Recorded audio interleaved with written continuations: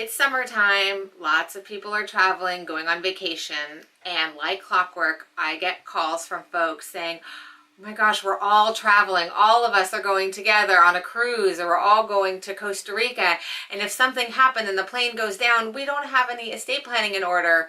Or I have stuff from 12 years ago and it's really at the back of my mind causing me a lot of stress. Can you meet with me tomorrow?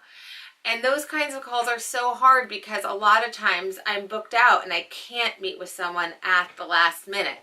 And so if you're that kind of person, which so many of us are, we're all guilty of doing this, I have a couple of practical suggestions for you.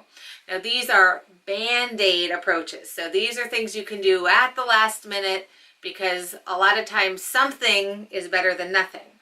But the caveat is that you need to, when you come back, and everybody has always come back from vacation. When you come back, you sit down and you do it correctly. You meet with an attorney, you get all the bank accounts lined up and the beneficiary forms done correctly. So this is not the last word, but just a Band-Aid.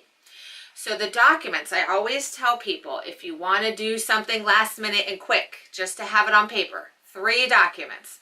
1, healthcare directive. 2, financial power of attorney. And 3, if you don't have a will at all and you don't have a trust, then a basic will.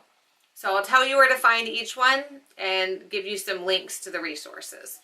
Number 1, advanced healthcare directive. In short, this is a document where you nominate a healthcare agent to make decisions for you medically if you can't yourself. It's a great document to actually put in your suitcase and take with you because if you get sick or something happens to you, you're going to want an agent to be listed on the document. So you can just print out and take a copy of it with you. You can Google California Advanced Healthcare Directive, print it out. You can get it notarized or 2 witnesses. Then your healthcare decisions can be made if something were to happen to you. Number 2, a financial power of attorney. I typically do 2 of those for clients. A little short, condensed, easy one and a long one that addresses all the contingencies.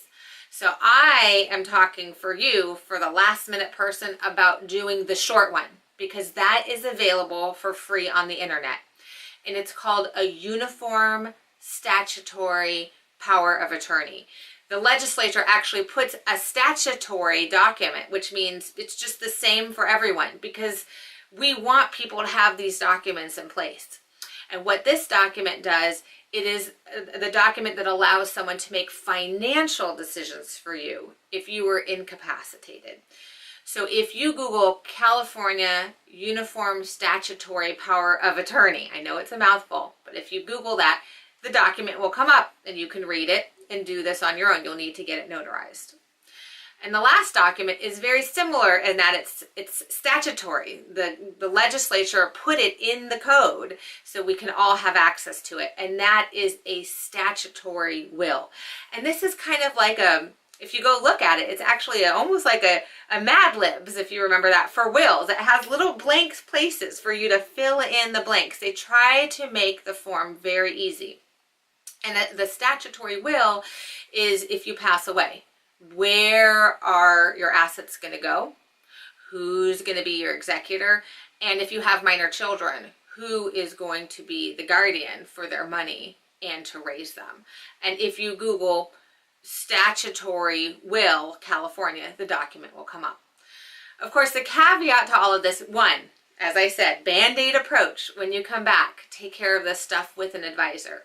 2, these are California only documents. So if you live in Utah or New Hampshire, these are not the documents for you. And 3, you need to carefully read the instructions. Form matters. Witnesses matter.